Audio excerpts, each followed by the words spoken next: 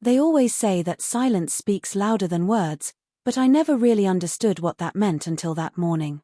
When Daniel left, silence didn't just fall across the house, it settled like dust, heavy and unmoving, seeping into every corner. I sat at the kitchen table, elbows pressing into the old wood, my hands wrapped around a cooling mug of coffee. The porcelain was chipped near the handle, something we always said we'd replace but never did. My bare feet curled against the cold tile, grounding me in the emptiness he left behind. I didn't cry. I didn't scream. I didn't even move. I just sat there existing, staring at nothing and everything all at once. The morning light cut through the curtains, too sharp, too honest. It sliced through the air like a blade, exposing the hollowness of the room. The sink gleamed, too clean. The table stretched before me, too empty. Daniel had taken his coat with him, but his scent lingered faintly on the towel in the bathroom. He took his keys, but left a receipt pinned under a magnet on the fridge. The date on it mocked me, glaring back like some cruel joke. I thought I was alone. I didn't hear the door open. Didn't hear the soft footsteps. But suddenly, Ethan was there, Daniel's brother, leaning in the doorway as if he had always belonged. He didn't speak. He didn't have to. His presence filled the room, heavy and certain, in a way nothing else could. I pushed back my chair, the scrape of wood against tile far too loud in the silence. I stood, unable to look at him, and walked out the back door. I expected him to stay behind. Instead, I heard his steps follow, steady, sure. The grass was wet, dew clinging to our ankles as we moved across the yard. The summer air was thick, carrying the scent of fresh-cut grass, of earth, of something unspoken between us. Birds sang, a lawnmower hummed in the distance. The world kept moving, completely indifferent to the storm swirling inside me. I stopped near the edge of the porch, my breath uneven. He stood just behind me, close enough that I could feel the heat of his body, but not touching. At least, not yet. Then his hand found the small of my back. Just a touch. Barely there. But it undid something in me that had been wound too tight for too long. When I turned to face him, I didn't speak. Words would have been too fragile, too dangerous. Instead, Ethan leaned in and kissed me. Gentle at first, hesitant but sure.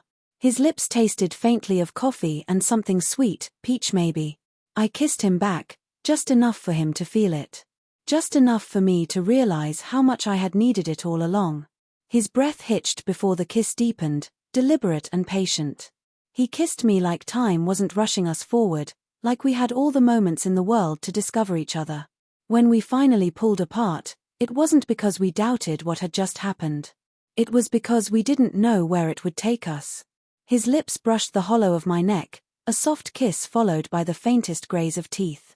Not playful. Not harsh. Just enough to make it real. We didn't speak of Daniel. Not then. Not when I reached for Ethan's hand. Not even when we walked together past the half-forgotten garden Daniel had abandoned, tools still leaning against the shed, rust slowly eating them away.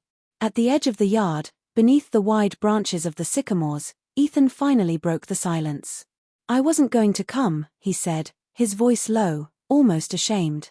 "I know," I answered, my voice distant, trembling with the weight of everything I couldn't say. But I couldn't stay away. His eyes were steady when they found mine, achingly honest. "I thought you hated him," I whispered. "I did," Ethan admitted, his gaze flicking away before returning to me. "But you never asked why." And then he kissed me again, firmer this time, more certain. His hands slid to my waist, one finding the curve of my neck, pulling me closer like he had been waiting years for this moment. I clung to his shirt like it was the only thing anchoring me to the earth. When we returned to the house, everything felt different. The silence wasn't empty anymore, it pulsed with a quiet, dangerous electricity. I hesitated at the threshold, uncertain if I could take that next step. Ethan didn't rush me. He just stood there, patient, watching me with eyes that asked 1,000 questions without a single word. I lifted my hand, brushing my fingers against his wrist, then sliding up to the crook of his elbow. His breath caught. He tried to hide it, but I knew. I had always known. His hand came to my jaw, thumb soft against my cheek. His eyes searched mine, waiting for permission I had already given in my heart. I leaned in, closing the space between us. This kiss wasn't hurried. It wasn't desperate. It was full of intention. Full of everything we had buried, everything we hadn't allowed ourselves to feel until now. His other hand traced the line of my spine, steadying me, grounding me. He led me gently to the couch. I sank into it, pulling him down with me. His touch was reverent, careful but certain, as though he had dreamed of this for far too long to risk breaking it now. His lips moved slowly down my collarbone, every kiss lingering, every brush of his mouth carrying unspoken promises. When he finally pulled back, just enough to rest his forehead against mine, his voice was barely a whisper. "I don't want you to think this is just comfort," he said. "It's not. Not for me." And I believed him.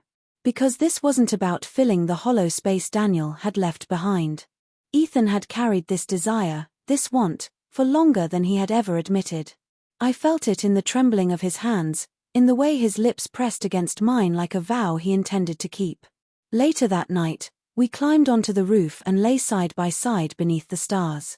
Our fingers brushed, hesitant but steady, the space between us charged with everything we had shared, everything we hadn't dared to say. The breeze was cool. The sky stretched endlessly above us. I turned to him, my voice breaking the silence. "I thought I'd feel guilty," I whispered. "But you don't," he said softly, his eyes never leaving mine. "No," I admitted, the truth both terrifying and liberating. A small smile tugged at his lips. "Good." And in that moment, lying beneath the endless sky with Ethan beside me, I felt the ache of loss, the sting of betrayal, and the strange, fragile relief of wanting again. But I wasn't lost anymore. Not with him. Not anymore.